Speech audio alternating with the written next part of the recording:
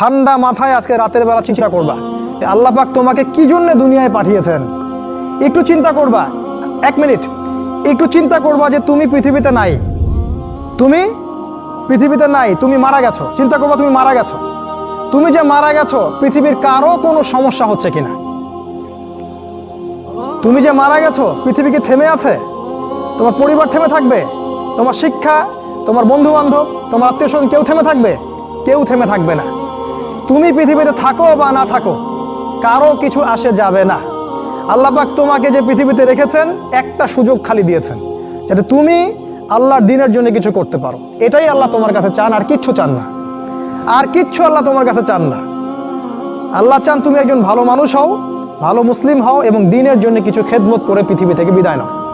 এই দিন তুমি ছাড়াও বিজয়ী হবে ইনশাআল্লাহ। তুমি থাকো বা না থাকো এই দিন কিন্তু বিজয়ী হবেই। হয় তোমাকে নিয়ে হবে অথবা তোমাকে ছাড়াই হবে। জীবনের উদ্দেশ্য ফিক্স করো, জীবনের উদ্দেশ্য একটাই, জান্নাত।